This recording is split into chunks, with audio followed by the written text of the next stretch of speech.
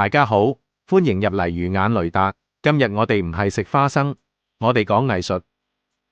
2026年1月19號，法文雜誌 Blender Book Magazine 出咗篇文章，標題好有意思，叫如果 Buddha 先至係一切嘅開始。呢篇文章帶俾我一種好強烈嘅張力，因為佢將姜濤比喻成一個喺火入面重生嘅藝術家。佢哋話要睇明白今日嘅姜濤，你一定要先睇返佢當年嗰個碎裂咗嘅靈魂。文入面提到一個好關鍵嘅變陣策略，佢將姜濤嘅演變分做幾個階段，由以前嘅 KTAB 進化到而家最新嘅 KTC， 而鏡中鏡同 Buddha 就係呢場進化入面最核心嘅兩件作品。作者形容呢個系列嘅目的係要做演藝旅途上嘅場景日誌同方法論，等大家睇到佢個變陣策略。佢話鏡中鏡係一個令人迷失、碎裂嘅地方，而 Buddha 就係一個令人重新重組、揾返自己嘅地方。喺呢兩首歌中間，其實就係一場姜濤同自己打嘅仗。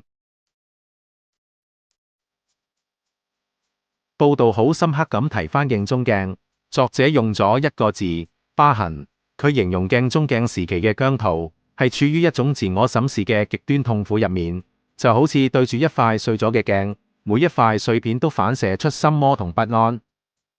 但佢話，如果你當年冇勇氣將自己完全打碎，赤裸裸展示傷口，今日係絕對唔會出現呢個屬於 KTC 階段嘅 Buddha。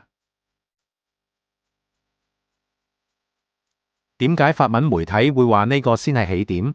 因為喺法文入面，呢個字代表一個基座，亦都係一種底氣。文中分析話，姜濤已經由當年對抗心魔，進化到同心魔共存。佢唔再係喺塊鏡入面揾自己，而係將自己變成一嚿巨石。呢度有個好特別嘅觀點，點解呢首歌要強調出實體碟同埋現場演唱？因為作者覺得呢種巨石一樣嘅重量感喺網上虛擬世界係表現唔到嘅。你要用手摸到隻碟嘅質感，或者親身喺現場感受嗰種聲浪嘅震撼，先至係最真實。呢嚿石就係佢喺樂壇，甚至係人生入面嘅定海神針。最後，我哋講下呢個專題嘅標籤 Lava 熔岩。熔岩一開始係熱到發燙，周圍流嘅，但佢嘅宿命係冷卻。冷卻之後，佢會變成硬過鋼鐵嘅岩石。呢個就係姜濤嘅進化論，熱情沉澱咗做意志，佢唔再係一個隨風搖擺嘅偶像，而係一個連外國媒體都覺得韌性極強嘅藝術家。